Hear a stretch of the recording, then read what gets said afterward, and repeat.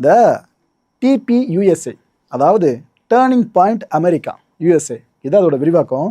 இது ஒரு நான் ப்ராஃபிட் ஆர்கனைசேஷன். இவங்களோட மிஷன் என்ன அப்படின்னு பார்த்தீங்கன்னா, இந்த ஸ்டூடெண்ட்ஸ் இருக்காங்களே அவங்கள ஐடென்டிஃபை பண்ணி, எஜுகேட் பண்ணி, ட்ரைன் பண்ணி, ஆர்கனைஸ் பண்ணி, இது சார்ந்து இந்த principle of freedom, free markets, அப்புறம் லிமிடெட் கவர்மெண்ட், இது எல்லாம் சார்ந்து ப்ரொமோட் பண்ணும். அவங்களுக்கான விஷயங்களை ஃபுல்லாக அவங்களுக்கு சொல்கிறது. புரியுதா மக்களே? இப்போ ஏற்பட்ட ஒரு அமைப்பு தான் இவங்க அப்பப்போ சில ஈவெண்ட்ஸை கண்டக்ட் பண்ணுவாங்க. அப்படி ஒரு ஈவெண்ட் இப்போ இந்த டிபியூஎஸ்ஏ கண்டக்ட் பண்ணியிருக்காங்க. இது யார் திரும்ப வந்திருக்கா கெஸ்ட்டா? ஜேடி வான்ஸ். அவர் அமர்ந்து பேச அதை கீழே இருந்து பல பேரும் கேட்டுக்கிட்டு இருக்காங்க. இப்படி தான் இந்த ஈவெண்ட்டை ஃபுல்லாக பிளான் பண்ணியிருக்காங்க. அவர் பேசிகிட்டே இருந்தாருங்க.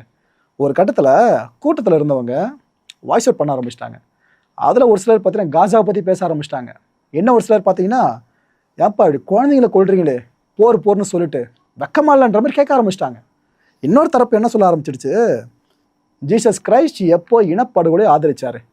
எல்லாம் ஜீசஸை ஃபாலோ பண்ணுறவங்க தானே, எதுக்கு இது போல ஒரு போரை ஆரம்பிச்சு ஒரு இனப்படுகொலை பண்ணிட்டு இருக்கீங்க, இஸ்ரேலி கூட சப்போர்ட் பண்ணுறீங்கன்னு அமெரிக்காக்குள்ளே இந்த குரல் பெருசாக எழுந்திருக்கு. அதான் இங்கே ஹைலைட்டு.